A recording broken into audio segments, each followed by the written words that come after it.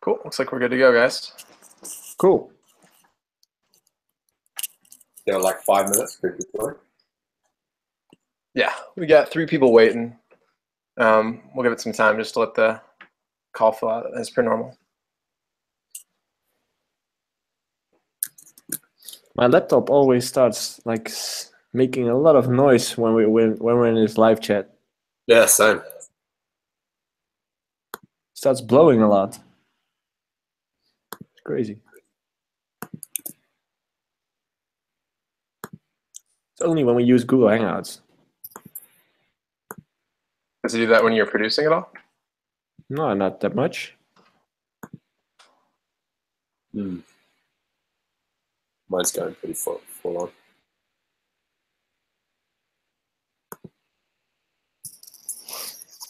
Cool. Oh.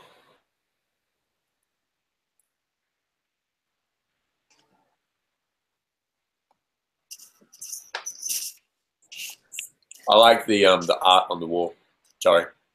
I do. It's pretty cool. What is it? It's the world map. Oh, it is too. Why is there no New Zealand on there? Honestly, the amount of maps that exist without New Zealand. I really don't know. It's just isn't it? Yeah, it's this part, right? Yeah, it's this part. That's Australia. Yeah, Australia. Where's New Zealand? Sam, is that a pet peeve of really? yours? Maps that don't have New Zealand on them? There's a subreddit dedicated to this. I think they just left it out on purpose. Yeah, I probably did. Oh, well, that's fine. At least people that know about it better, so don't come here. Oh, It's actually probably not too bad of a thing then. Yeah.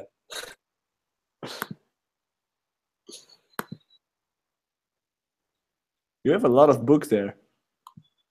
Yeah, they're not mine. That's a lot of books. Cool. We'll give it another couple minutes. Looks like we have like 3 or 4 people right now. Couple new names too, which is good. Cool. Inspector Rock, doing good, got a coffee on the go. That's it, man.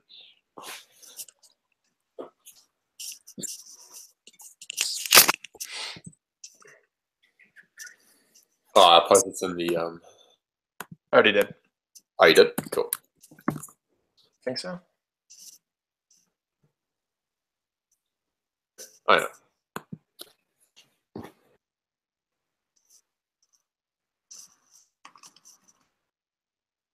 So for you guys that are in here, if you have any questions, go ahead and post them in the chat.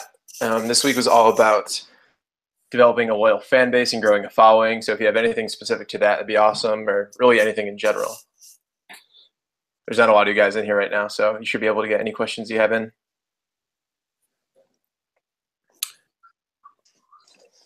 Cool. Let's give it like another minute and then get it started. It's always hard to find a time that works for everyone, but most people have been watching these in the recap, so it's definitely good to get this going.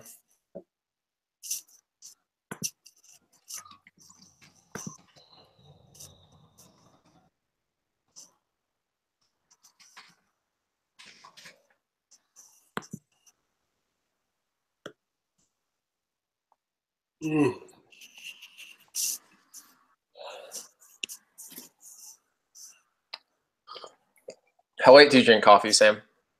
How late? Yeah. Do you have a rule?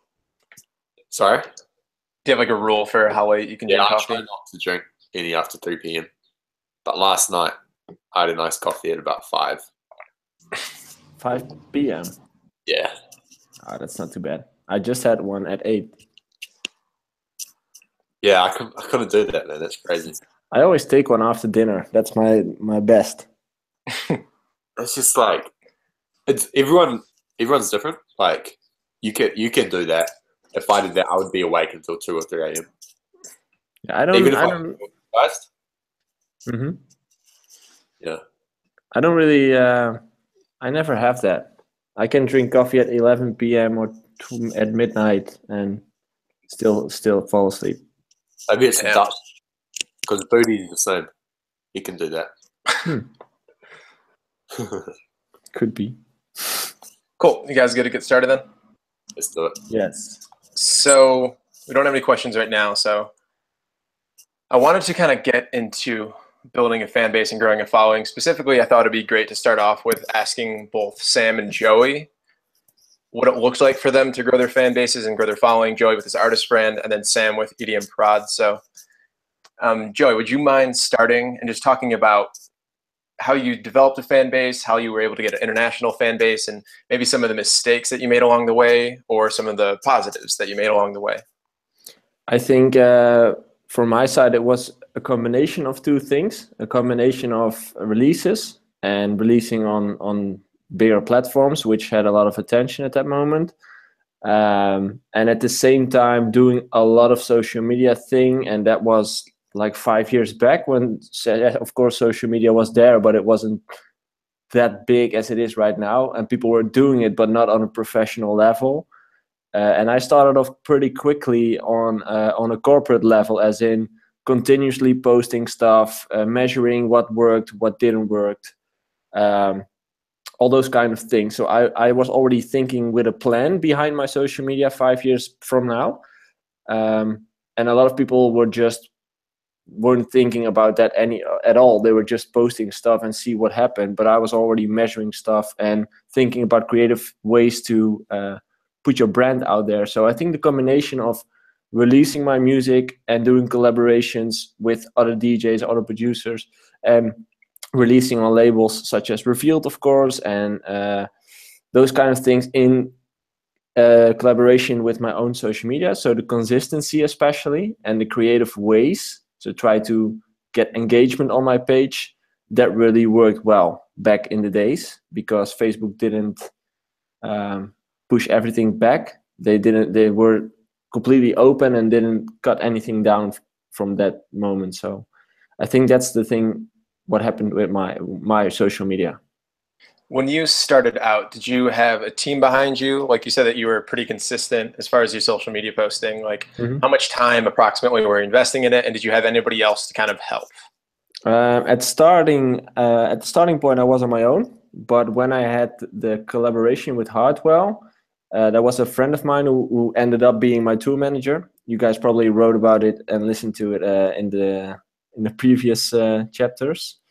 But he ended up being my tour manager, and he studied marketing. And he told me, like, dude, you have this collaboration coming up, this big collaboration. Why aren't you doing anything on social media? But I really didn't like social media. I wasn't even thinking about it because I just wanted to make music, and that was it. So he pointed that out to me, that it was pretty important for me and that it was an opportunity for me to grow even bigger. So we started working on it together, and from then on, he actually never left. He continued working with me for the next 5, 6, 7 years, I think.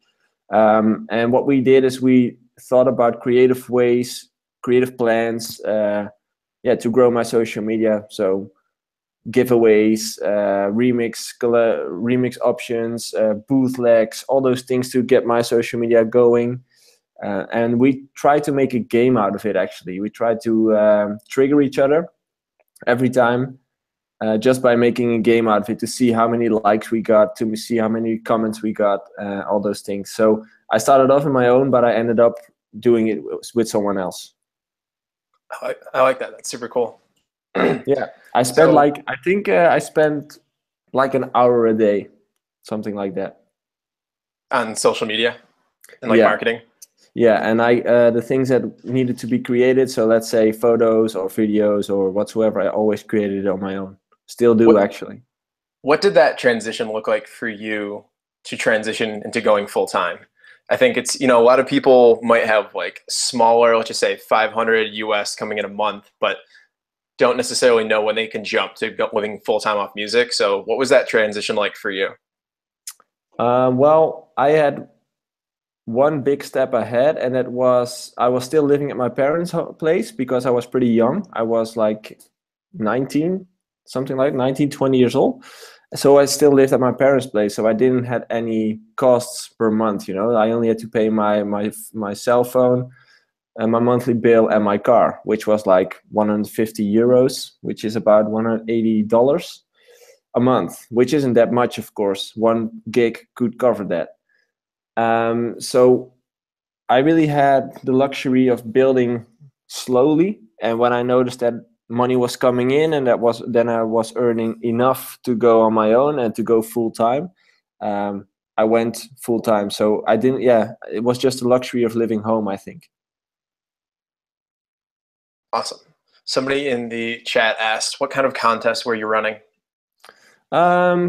Yeah, several things. Could be remix competitions, could be artwork competition as well, because I had my own label, still have. And sometimes we didn't only do remix competitions, but also for the other creative part, so designers. So they could send in their designs and maybe we could pick one of them to win. So we did all of those things just to create engagement on my page and to combine all those creative forces and to let them communicate with each other. And like I said, Facebook was a different platform at that time because they didn't block any content. So I just got the best of it, and I grew really fast because I got a lot of engagement on my page. Awesome. So I want you to talk a little bit about some of the challenges that you ran into. So obviously, like when you're starting by yourself, you might not have had the time. What are some other things that, looking back, you really struggled with? To me, I really struggled with seeing the importance of it because I just really liked making music and that was it. But I just never thought about how big the impact was of having a good and strong social media, because you actually have the opportunity to communicate with your fan base all day long, whenever you want, how you want.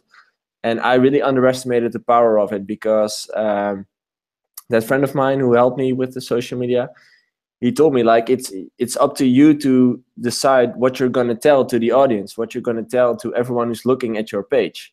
And I really never got that until I got at a booking. I thought it was Italy. And I noticed that a booker completely knew what I was doing and where I was the weekend before and what the name of my cat was and all those things. But that's because I posted it on my social media pages. And then I knew, like, wow, this is insane, you know, like people read and people see and people remember what I'm doing, what I say, that I'm doing on that page. And from that moment, it got a little bit serious in my head. Before I just really underestimated the power of it. To what extent do you enjoy that side of social media? I feel like a lot of people are neutral towards it. Some people are like against sharing all that stuff. Mm-hmm. Was that something that you like naturally fell into? You're like, oh, this is cool. I like to being able to like share me in the studio, share the name of my cat, share me at shows. Like, was that something that you were like, I like that?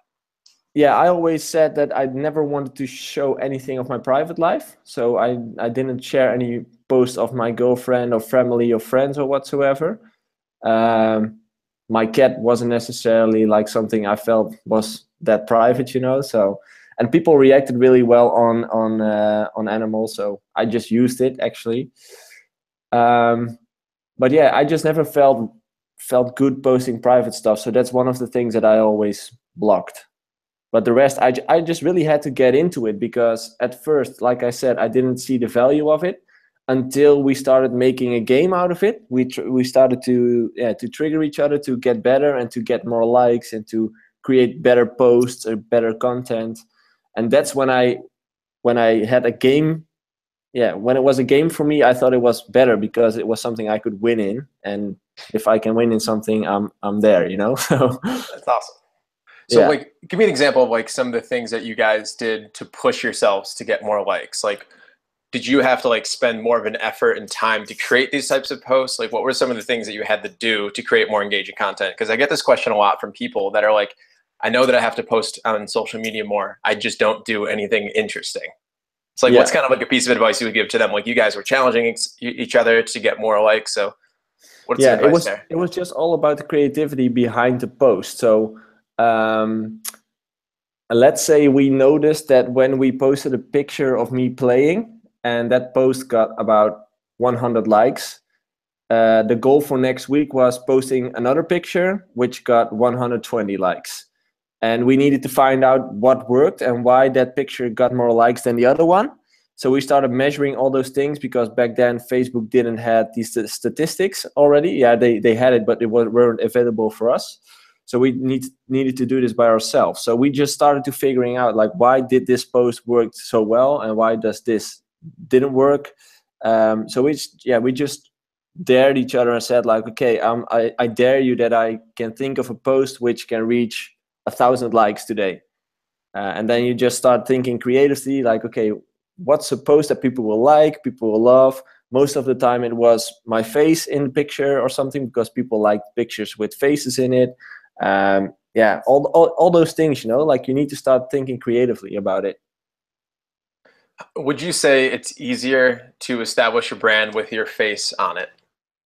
Weird question. I think it is, because when you have a face connected to your brand, it's something people can relate to, and people can see you as not as a product but as a human being, and it's more easy to connect with you, actually. Totally, I definitely agree. I mean, I'm sure if you went on the whatever, like, top 100 DJs list, most of them have their face on everything. Yeah. And I think there's something to be said about that. I feel like a lot of people might be uncomfortable doing it. And, there's a few people that don't have their face on everything, like Marshmello or Mahler, one of those guys. But it's better to make that human personal connection, which you obviously said. Yeah, it's two sides of the story, because if you do a thing like Deadmau5 or Marshmello or whatsoever, that could be really cool as well, but you have to do it all the way through, as in your complete branding has to be like that. And have a look at Daft Punk. Like, not a lot of people know how these guys look alike in real life. I mean, if they walk past me on the street, I would just walk by. And you can do that as well, but then your complete branding should be like that, and it should be all about the mystery instead of about the person. So once you're able to establish a following, kind of start to make a career out of this, let's just say you've been going for like a year or two, would you say it got easier or harder in order to reach your fans and kind of continue to reach and then grow your fan base? To me, it got easier, but I guess that has something to do with the fact that, yeah, the platforms were easier and less blocked and all those stuff. So for me, it was just pretty easy to grow, because when I had a big release, or let's say when I had a release on Revealed and Revealed posted something about my new release, I just refreshed my page and I just got 100, 200, 300, 500 more likes on my page. And that's not happening anymore. That's something that has changed because of the algorithm of Facebook. So yeah, I think, to me, it was pretty easy, but if you have to do it right now, it's getting harder. So I had a coaching client a couple of days ago ask me, is putting in an hour a day full-time, or would it be worthwhile to like try to save up some money and then take some time off and really try to launch my career? So I feel like I've heard mixed opinions about whether or not you should like live in your parents' house and save up some money so you can spend more time on music until you could go, or if you should, whatever, like go out on your own and just do whatever it takes to make things work. So like, did you feel like that worked for you? Would you have done that differently? For me, and I think I speak for a lot of different people as well, I think the financial side of it takes off a lot of pressure. If you don't have the financial pressure on your back, you have a lot more freedom in your head to go with the flow and to see where things end. Because if you need to pay the bills every month, you always have that pressure on your back, like, oh shit, I still need to make money this month, and you're gonna start making wrong decisions or whatsoever because of the money. And if you don't have that pressure, it makes things way easier. So I do think it has something to do with it. Totally. So, Sam, do you have any questions to add to that? Joey, what do you think, if there are any, what do you think are the differences now? Or what do you think has changed between back then, marketing yourself on social media as an artist compared to now? Because it's been quite a while, and like these platforms change very quickly. Mm-hmm. And if you do what worked in 2012, you're not going to succeed anymore. No. So what do you think has changed? What definitely has changed is the algorithm, of course. Like I said, it's really harder to grow now, because 5 years from now, or 5 years back, when you posted something and someone liked your photo, you ended up in their timeline and their friends saw it and it just spread it naturally. And that's something Facebook blocked. So I think you just really have to be more on point with your content right now. And your content just really, really needs to be good for Facebook to spread it around, because there's just so many noise on there that they just have to be more in control of what's being spread and what's not being spread. So the rules have changed and it's got a lot more tougher. So the quality of your content has to be way, way better than 5 years back. So yeah, it's definitely the content story. So you went to a music school in the Netherlands, right, Joey? Yeah. Who were some of the big artists that came out of there? Hardwell went on there, Frankie Rizardo, Firebeats, and a Dutch local band, but I'm not sure. They're pretty big in Holland, but you probably don't know. Krezip? Not familiar. No, they're pretty big here, but... You know, I want you to talk a little bit about what made those people different from everyone else at your school. Because I think a lot of people view going to, like, let's just say at Berkeley, like, oh, if I went to Berkeley, everything would be good. If I went to Icon, everything would be good. Mm-hmm. What do you think set you and those other guys that you just mentioned apart from all the other kids that went to that school? One thing I noticed is that all the guys who left the school early because they already built their own career during the school, which was Hardwell, Frankie Rizardo, Firebeats, me. All the guys who left school ended up being successful in the music industry. And all the guys who finished school, like you're supposed to do, of course, I actually never heard anything of them as in they could be successful, you know, like they could have a job in the music industry as a manager, as a booker, a publisher, or like an engineer or whatsoever. But they never got to the point where they launched their own music career. And I think that difference was because we already started working on our career during school. So we already played gigs, we already did remixes, we already released our own music. We already got out there, so we went to different parties, connected with people. I think that's the biggest difference right there. So would you say overall work ethic is big? Yeah, I think so. Something I would just, I mean, this is important in a high level general sense, but you kind of touched upon it, Joey. Mm-hmm. It's really important when listening to any story or like media or anything to be aware of what's called survivorship bias. So I was talking with someone the other day about this. I can't remember what we were talking about exactly, but basically you only hear the interesting stories from people. Yeah. So what you hear about is Bill Gates and Steve Jobs and Elon Musk who drop out of school. Well, Elon Musk didn't. Who drop out of school at like 16 and go and start a business and become successful and multi-billionaires. They are in the top 1%. So there's 99% of people who are dropping out of school at 16 and they're failing. So I think it's really important to just like yeah, Joey's right. Like the people who were successful were the people who left the school. But don't take that as like a model. Don't go, oh, that's what I need to do now. Like I need to like quit school or like I need to do this because then I'll become successful. Like it's an attribution error to do that.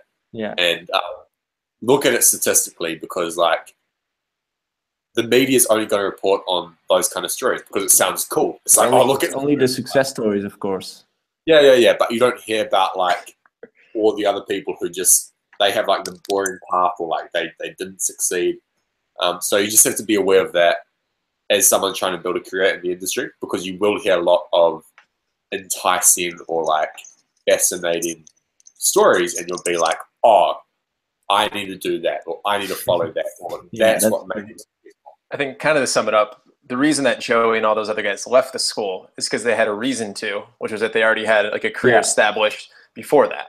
Yeah, and what I want to add to that is that to me it was one of the biggest and hardest decisions for me in my life to quit school because I think my age was 20. I think I was 22 years old at that 21, 22 years old. So people will tell you 21 years like you have to finish school, you have to get that paper because otherwise you will fail life, you know. And to me, it was really hard to stand up to my parents and to stand up to my teachers and say, like, I don't need this because I feel the school's holding me back from being more successful. And I ended up talking to a teacher who was a producer and DJ himself. And he told me like, Joey, if you think this is something you can do, and I can see your career right now and all the possibilities you already had and the things you could do, if you believe in yourself, you could do it. And that was the reason for me to quit, because it was really hard for me to decide to quit school, because that's going into all the things that you've learned in life, actually. I see it the same way as, like, it's not the best analogy, but let's say you run a company and you're going to do an advertising campaign. Likely, you're going to spend a percentage of your budget on testing that campaign. And then once it works, once you find something that works, you put more money into it. And it's the same with, like, let's say you're at school. You're not just going to quit and then you're not going to go, oh, I'm taking up music production. It's been 2 months. I'm going to quit and, like, try and do this full time. No, it's like you work at it to a point where it's like, oh, look, I'm earning $500 a month from Spotify. Like, there's something here. Like, I've got a model. I've got a business model that actually works. Mm-hmm. And then it's a matter of, if you can see the connection between, like, time you invest and money returned, then it's like, well, if I was to just quit and I could put, like, twice as much time in, could I double, triple my income? And that was actually... Then it's a good time to make the leap, I think. You just have to be calculated about it. That was the point where I was at, as in, I was already, like I said, I was already releasing music, I was already doing gigs, and I noticed that all the work that I needed to put in school, as in I needed to learn music history and stuff, which is nice, of course, but not really important for your career. But that cost me a lot of time, and I noticed, like, if I could take all that time and spend it into things I think are more important right now, my career could grow really harder. And yeah, that was the reason why I quit it. Cool. Trying to think if there's anything else. Like, I know I went to Icon Collective in Los Angeles, the music school, and the two big names that left early were Dylan Francis and then Jason Ross, who was leaving because he was, like, opening on a world tour for Above and Beyond. Mm-hmm. A lot of other guys that were successful that went to that school, like Mac J and, like, Nightmare, and those guys finished, but they didn't have, like, that level of their careers yet. Like, they weren't already on, like, a world touring level. So they had to get to a point where it made sense financially and career wise to make that jump. Yeah, I had two guys. I forgot to tell them about them, actually. It was Mighty Fools. Do you know them? Yeah. One of the guys, Jelle, he was in my class as well, and he quit after 6 months. 5 or 6 months, because they got their first world tour, and that was the reason for him to quit. So let's just latch on to Hardwell for, like, a quick second. I don't want to talk about him for too long, but what made him different? Like, was there, like, any type of personality or character trait that you think made him get to the point where he is right now? Yeah, that's definitely his work ethic. He's just working all day long. And that's because the work doesn't feel like work to him. It's like his passion, of course, but he just never stops. That's the thing. He always works, and in the end, it does matter. You know, like the hours you spend working on it, yeah, it matters. Totally. I feel like that's one of those things where you're like, how do I get to that point? And more than often, the answer is very simple. It's just put in the hours. Yeah. Putting in the hours is the hard part, but, like, if you want to get to that point, you just have to put in 8 hours a day. It seems like a simple response, but to some point it's true. Like, I remember it's the same exact thing about Mac J at Icon Collective. If you ask the teachers, like, oh, what made him different? He got here at 9 o'clock in the morning when we opened, and he stayed here until 10 p.m. at night, and he was working in that seat the entire time. Yeah. It wasn't like he had some, like, special technique or had some special teacher or took the right course. Yeah, but even when people ask me, like, what's the thing that you did differently than I did? It's like, I didn't do anything different. My music wasn't that special, you know? Like, I didn't make any world hits or whatsoever. It wasn't that special. It's just the fact that I made it, and that I made a lot of music, and that I released a lot of stuff, and that I talked to a lot of people, and all those things combined to each other made the success. But it's not like I created some kind of formula formula which was unique or whatsoever. Totally. Awesome. Any last things, Joey, before we jump over to a couple questions? No, I just really want to say that don't underestimate social media, because the power is still enormously, but you just have to have a better plan right now, and you really have to think about it, and it's all about content. Awesome. So I'm going to jump into a couple questions that were posted in the chat, and then we'll jump over to Sam and kind of break down how we started EDM Prod. So first one was from Tom. So Tom says, in my local town, techno has taken over. So the type of music that I make doesn't have a following. So how do I build a totally random fan base? He says it's easier if local people support you, but he doesn't think that's the case since everyone switched over to techno. So any general tips for Tom? I don't think everyone switched over to another genre. There's always a couple of people who still like the genre, but it could be shrunk into less people. But there's always a crowd, you know. Every type of music has a following or has a crowd. And I think it's really important to get that crowd, as long as it's just, even when it's just 10 people in your local town, make sure they know you and make sure they like your music. If it's their taste, of course, but I just want to say that there's always a crowd. That's it. I would say you have two options. Well, three options, because here's the option that Joey presented. Do that, or just build your fan base online, or move to a new town. Because you want to, like, the mistake some people make is not presenting their work or not marketing where the people exist. So yeah, like if 95% of people in your town listen to techno and you're trying to shoot for the 5%, that may not be as wise or productive as like putting your efforts into reaching a bigger market online or like targeting a different town. So it's something to think about. Like, for instance, the town I live in, there's not many producers. So if I was to start up, like, I could maybe start up a little production school here, and maybe 5 people would come. But I'd be much better to like move it into the city or just do it online.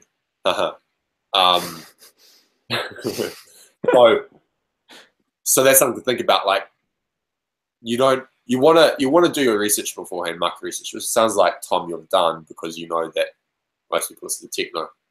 I would just do it online. Yeah, that's way easier. Maybe I disagree with you a little bit there, Joey, just because I think that it's probably not worth trying to reach those 10 people when you could be putting your efforts into like reaching a market that exists on the internet.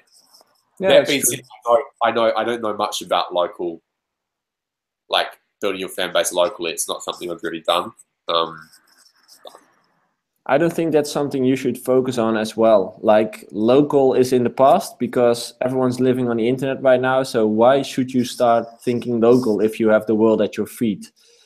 And especially when you do like techno music and you think the scene's dead in your city, there's so many people on the internet who still love techno, and there's a lot of communities online, on SoundCloud, on Facebook, on Beatport. All those communities, they have clubs of people who really dig the music.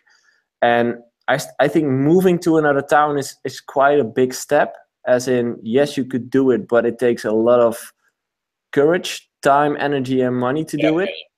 It's not a good option. Yeah, it would be the last option for me, especially when you have the internet and you can reach anyone out there just by a click. One thing I want to add to this, because like I see this happening and it kind of frustrates me. This might come across a bit blunt, but it's just like a principle of capitalism that you can either complain about or just accept. If you're making some really obscure genre of music and you want to have like, you know, like a sustainable career, there's a bit of a mismatch there. And like I've talked to people about this, and it's really like hard to just kind of explain to them that, like, yeah, if you're making this really like out there kind of alternative thing, don't expect to break into the mainstream market as easy as like another genre. And if you want to make that, that's cool. Like there's nothing wrong with that, but just you have to realize that the market is the market, and like if you're don't complain about the person who's getting like 5 million Spotify streams because they're making future bass or like future pop. That's how it works. And I think it's really easy for people to get deluded or entitled and be like, I'm making better art, therefore I deserve more plays, more followers, etc. It's like you can't control the market. You can't. Yeah, that's kind of coming across incoherently, but I think it comes across well. I think you're getting the point across. That's good. Awesome. Anything to add on that, guys? Not really. No, I think that's me. Cool. So we got a couple more questions. The next one is from Dallas in the UK. Mm-hmm. So essentially he's asking, once you have your Facebook metrics, what exactly should you do with them? I feel like, Sam, you can answer this pretty well, but like once you kind of look at your Facebook analytics and you're like seeing the type of followers and type of posts do well, like what's the next step? First of all, when you're looking at them, you'll probably have things come into your head. Like you'll find things where you're like, oh, that's interesting. Like a lot of them like this page as well. So for EDM Prod, like the people who like EDM Prod, a high percentage of them also like Splice. And so then just with that data, I can go, okay, they like Splice. Like maybe I should do an article on how to use Splice effectively, or like the best Splice sound sample packs, or like, you know, whatever. Like that would be a good thing to do. And so you can look at your metrics, and the first question to ask is, what content should I make based on this data? So let's say you're an artist, and a lot of people who like your page also like a particular clothing brand. And then it's like, cool, well, maybe I could reach out to that clothing brand, show them this data and say, hey, look, I've got a following of 10,000 people. A lot of them like your clothing, like your brand. I was wondering if you would like be interested in doing something like collaborating. Maybe it could be a music video or just like press photos, and they give you their clothing. And you know, people see that, they go, oh, this is so awesome. You use this clothing. Like it's good content. So that would be the first question to ask. Or just a giveaway.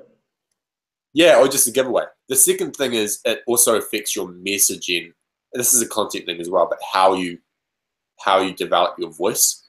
Because if you are making music, you're building your brand, and you find out it's like, oh, 60% of my followers are actually between the ages of like 30 and 45, then you're going to be writing differently than you would to like 18-year-olds. You're probably not going to use the words like lit and fam all the time. So that's something to think about. And it's amazing how few people like look into their metrics and just keep assuming that people are like all 18 or 19 and male and live in California. So yeah, I would say the big one is the content. Figure out how you're going to like create content. And you can learn a lot from Facebook metrics. But I think there's also an element of like, you should be doing manual research on your audience, whether that's just asking people questions or like running polls. Yeah. Sam, can you think off the top of your head any time that we've used metrics for Facebook metrics at EDM Prod?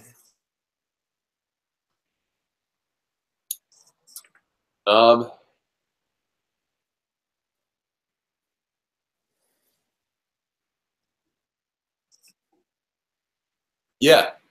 So this is more of a like a slow process, but with EDM Prod, it's been interesting because it took a while for me to realize that a lot of the demographic, and especially a lot of the customers, are not young. Like a lot of people who buy the products are, you know, engineers, middle-aged or 30s, who are doing it as a hobby on the side.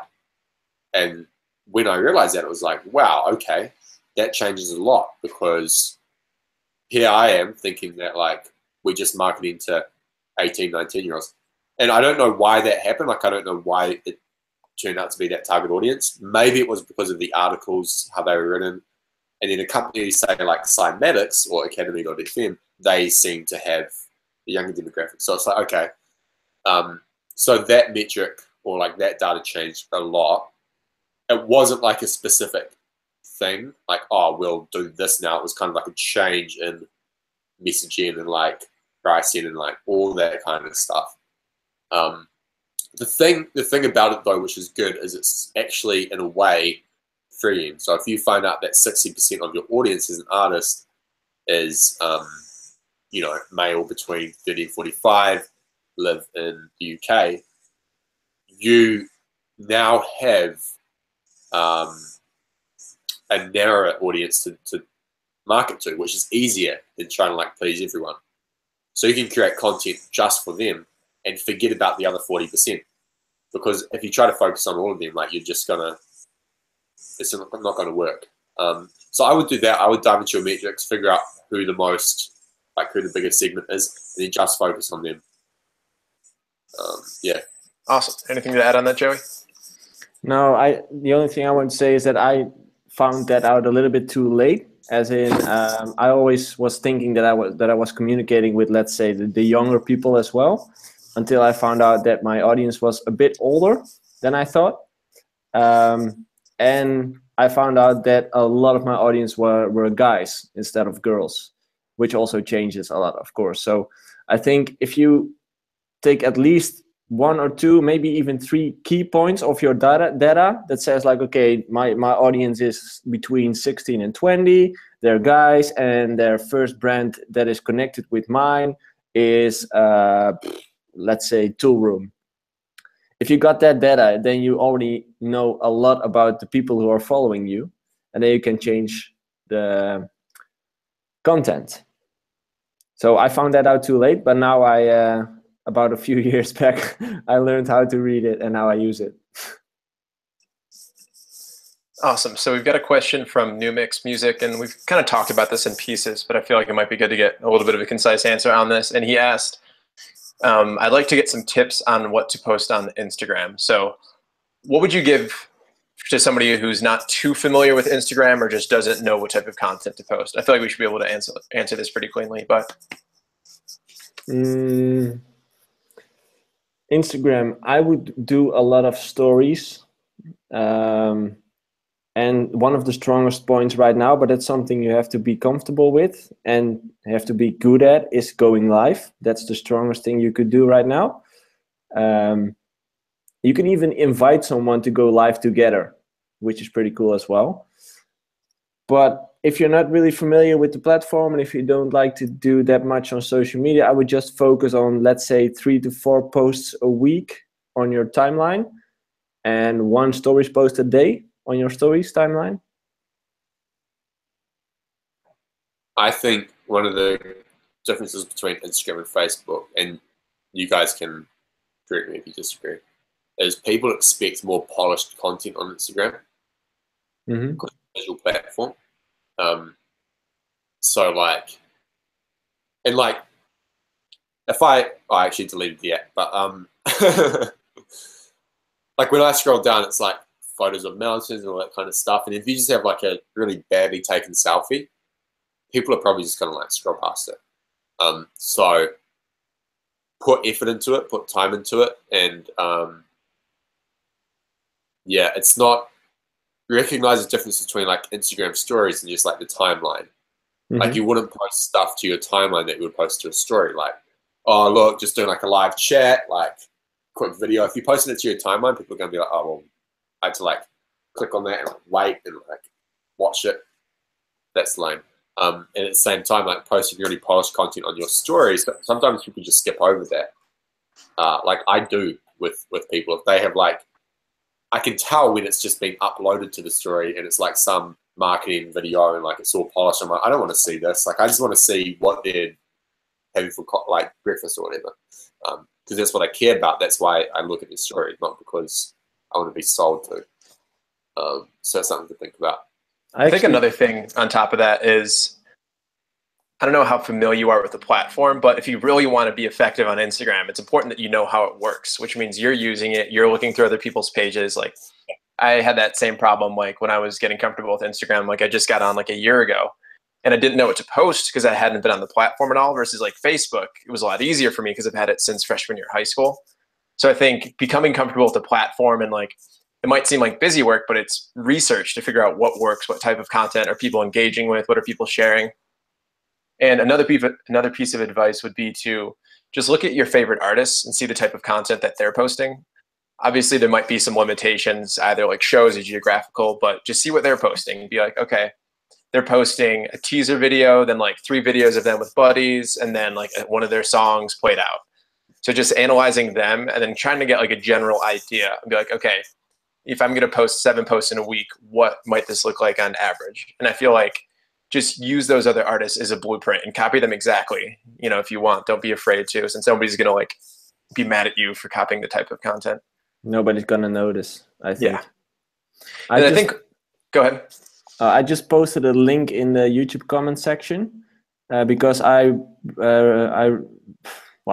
wrote a post about it 2 weeks ago, something like that, 1 week ago, which is all about why you should post differently on every platform and why you should do research on every platform, because every platform has its own rules of communication. So if you're interested, you can check it out. Where's the link? Yeah, it's in, but I wanted to post it, but I can't post any links actually. Wait, let me send it to you. Maybe you can post it. I'll post it on the Facebook page. Oh yeah, sure. Yeah, because I don't think you're allowed to post, because it's still like a YouTube comment section. So if you guys want to check this out, I'll put it on the Facebook group underneath that page. Yeah, that's just all about this thing we're talking about right now, as in why you should communicate differently on every platform. Cool. So I think that kind of wraps it up for the questions. We got a couple more that I'll save till the end, but let's switch gears and jump into Sam and EDM Prod. So talk a little bit about, you talked a little bit about this in the interview where Hyperbits interviewed you, but let's like start with the like before EDM Prod and what kind of led you up to creating that. So, you know, your businesses before and then kind of getting EDM Prod off the ground and running. Yeah, I'll talk about it from building an audience perspective. The first business that I tried to start I wasn't deliberate at all in terms of building an audience, mainly because I knew nothing, and I'm grateful for that experience. Like I learned a lot, but this was a year of writing blog posts. I think I did about 90 in a year, and after that year, it was getting some traffic. Maybe 25, 50 visits a day, which isn't much. But there was no defined audience. It was kind of just like, oh, I'm targeting skateboarders. That was it. And that's like a massive audience. And there was no intentionality behind that. So it failed. It failed. Same with the second one. It was like the branding was bad. It did a little bit better than the first. Wrote a lot of posts, actually like got some featured articles on big sites, but again, no intentionality behind it. And I would even say the same with EDM Prod initially. It was kind of just like, oh yeah, I'll do this. But this is one thing that I think there's 2 kind of paths when it comes to defining your audience. So one is to, from the get-go, decide that you're going to build your audience and market to a certain kind of person and like make music for a certain target persona. And that's cool. And that's probably the approach that like most people would recommend. And if you read like a business book, like they'll give you that advice most likely. The other approach is to kind of just chuck a lot of stuff at the wall and see what sticks. And in some ways, I think that's a better approach nowadays. And it's a better approach if you don't know where to start. So with EDM Prod, it was really like the first year and a half was just writing a lot of blog posts and then going, okay, what are the most popular articles here? And then from there, like trying to narrow it down. So, you know, after 1.5 years, it was like, oh, look, a lot of people are enjoying these articles on workflow and creativity. Like, maybe that should just be my thing. And so it was kind of a transition to like, let's just talk about workflow and creativity for a while. Oh, let's make an ebook about workflow and creativity. Cool. So that did well because the data was already there, and because I knew for a fact that that's what people wanted. Instead of like going from the start, do you guys want stuff about workflow and creativity? It was kind of like a slower but more practical approach.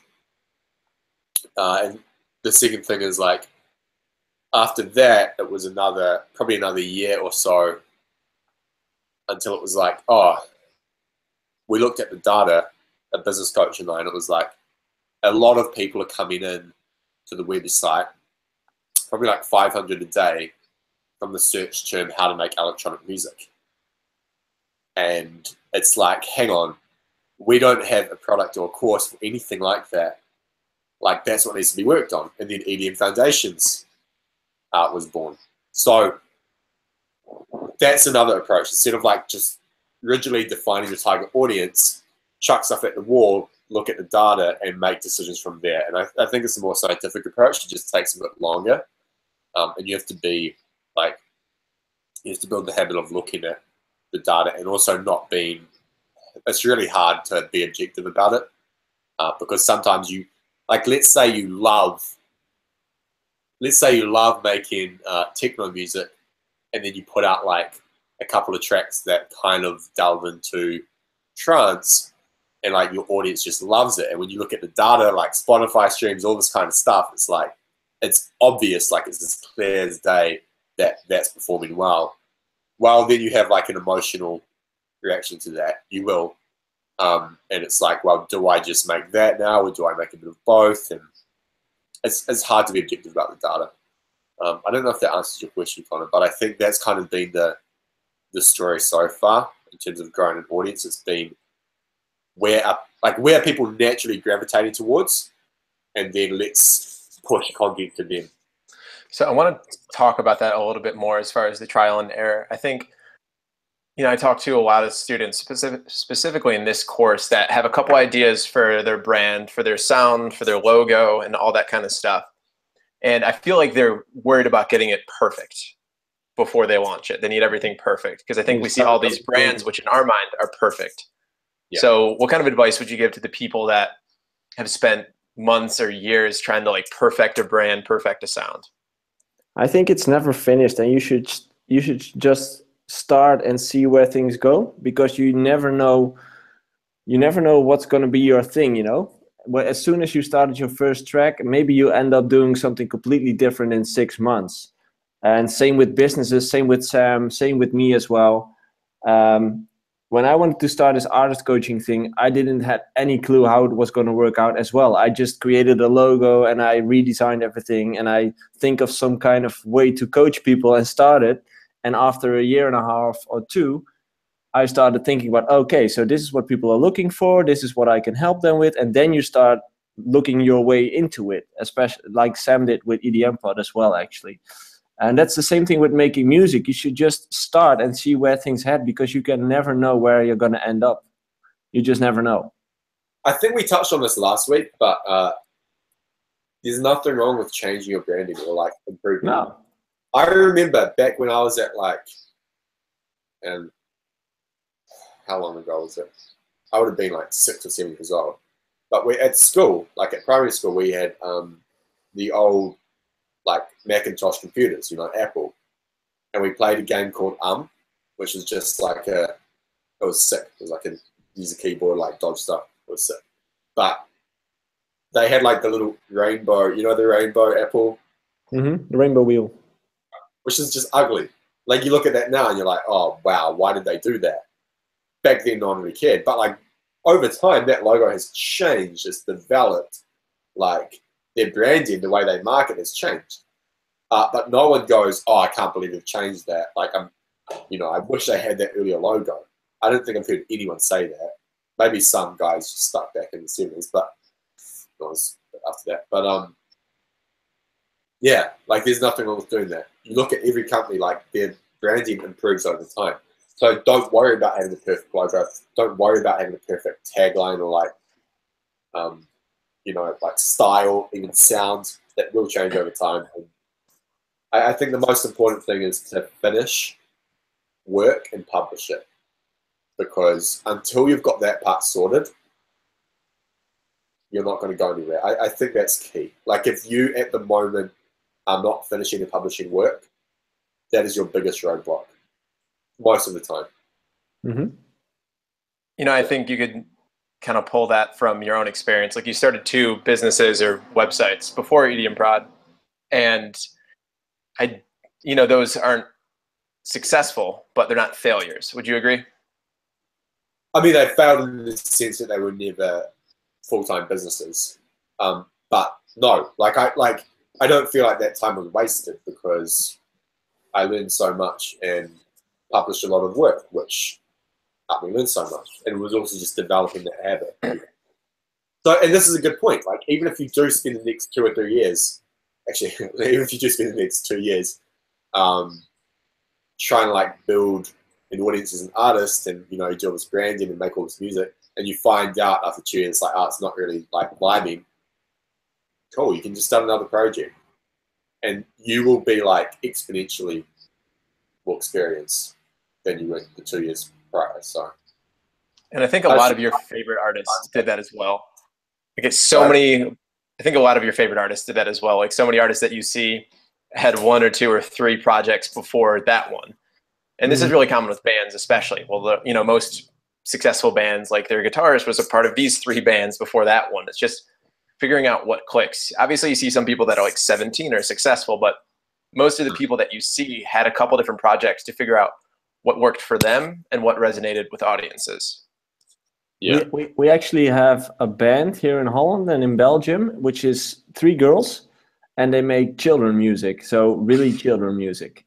And every 5 years, they change the complete band. So they just pick 3 new girls, keep the same name, rebrand it, and just go along for another 5 years, because then there's a new generation coming, and they don't even notice. And they're already been doing this for like 20 years. So it doesn't even matter which phase is connected to the brand. As long as you create a story which is okay and beautiful, people will take it and people will accept it.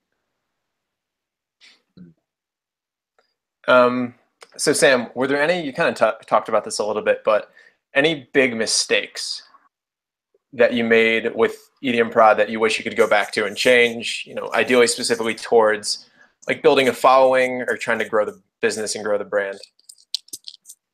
Like, other than our first logo. Cool. I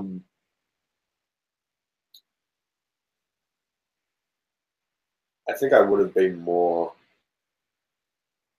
systematic about publishing content, as in, so I talked about how it took 1.5 years to figure out that people wanted to work on creativity stuff. I think a better approach would have been from day one going, okay, I'm going to write like 20 articles in 5 different categories. So maybe work by creativity, mixing and mastering, business and promotion, composition, and arrangement, or sound design. Say those 5 categories. And so like 4 articles in each. I would have been more systematic about that, because 20 articles, maybe if you really hustled, you could do it in like 2 months, to get articles. And then it's like, okay, well, these are 5 different categories, let's see what's performing best. Because at the time, it was like, I didn't really know, I was just publishing content. So I just wrote about what I wanted to write about. So maybe there was like a weighted towards workflow or weighted towards mixing or whatever. So I think it was just slower doing that. So I would have been more systematic, like, okay, don't know what people want. Let's write 20 articles, different categories, systematically, give it like 6 months, see what people enjoy. I think that's what I would have done. So I think my mistake was, not being that intentional about that. And another mistake was trying to be everywhere at once, because I felt that I needed to be on YouTube and Instagram and Facebook and Twitter and Snapchat which I don't know if it did exist at the time, I think. But that was a mistake because it wasn't important initially, and it just, my time was just diverted. Like, it was just split too much. And I think if I had focused on like just the website, just content, and say Facebook, like would have gone a lot quicker. And audience growth. The single best thing was building an email list. I think I would have doubled down on that initially as well. Yeah. Cool. Anything else to add on that, Sam? Sorry, I was going to call. I can't stop it. There we go. Sorry, guys. That's it.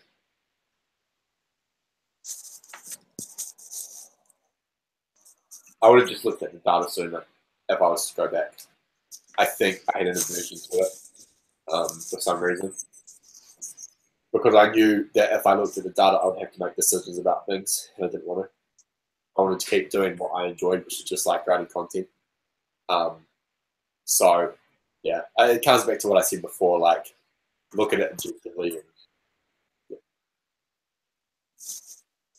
Cool. So that kind of wraps up all the questions that we had in the chat. So I'll give you guys a couple minutes. If you have any other questions, post them in the chat. If not, we'll wrap this up in a little bit. And obviously, Sam and Joey, if you have any last things. I'm just wondering what the most important thing is that you got from this course. I'm really curious. So if people could put those comments in the reaction. Obviously.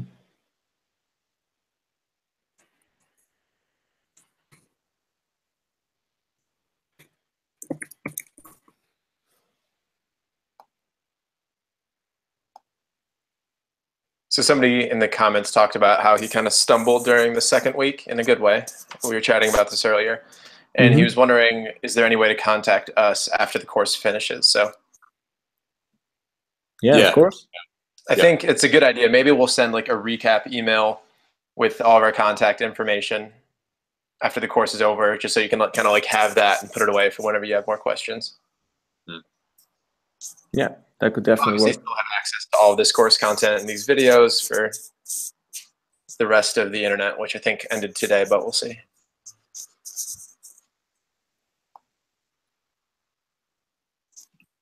Cool. Give it another couple minutes, and then if there's nothing, we can just wrap up.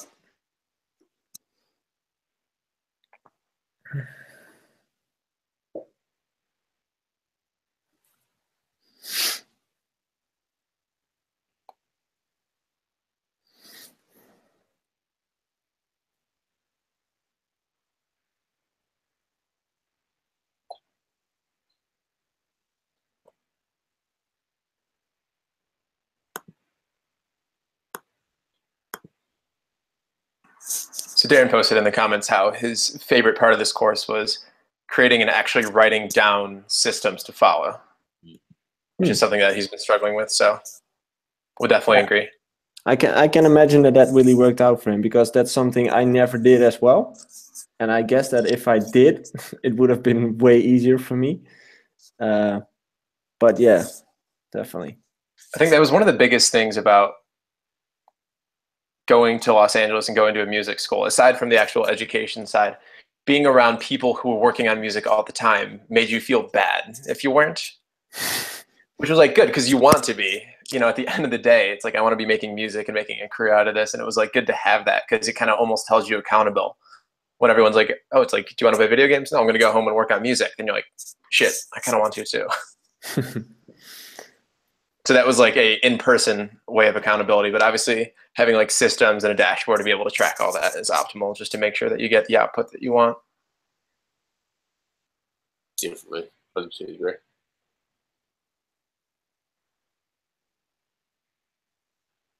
Someone, Kevin Mays, also said that he loves making plans up front. So that's something to have goals.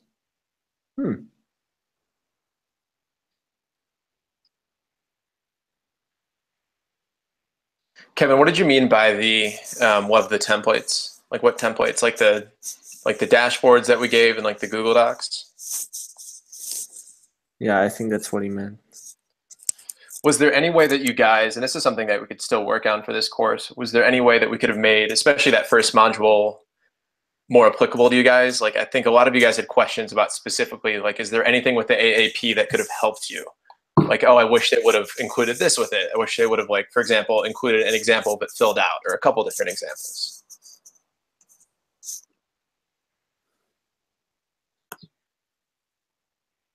Seems like we had a couple other people saying the planning aspect as well. Yeah. Cool.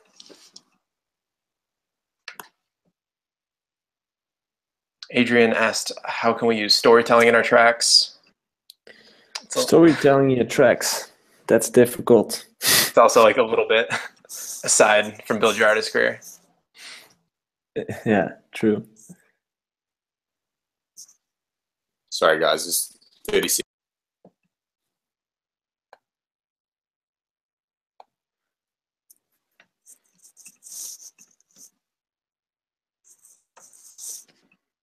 Darren asked, what would you guys think about doing another live chat in a few months after we put all this stuff to use? That could be cool as well. I think that'd be cool.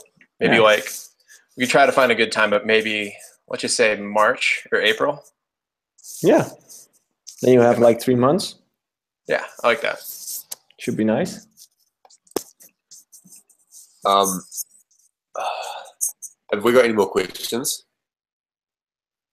Yeah, I've not gotten any more questions. One was Darren suggested doing like a recap call in like March or April, just to kind of check in with everyone and like re-answer questions. I think that might be good. Awesome. Seems like people are stoked on that. And then Numix also talked about how it'd be good to get more samples of all the things filled out, which I think especially after this first round, we'll be able to do. Yeah, I think that's a smart idea to do, the recap call. Let's just plan a date after this call and we'll put it into the group. Is that an idea? I like that. Maybe send an email afterwards. Cool. Sam is MIA. I think he's trying to rent a house. I think it's somebody on the phone, but I think so. We'll wait till Sam comes back and then we'll wrap things up.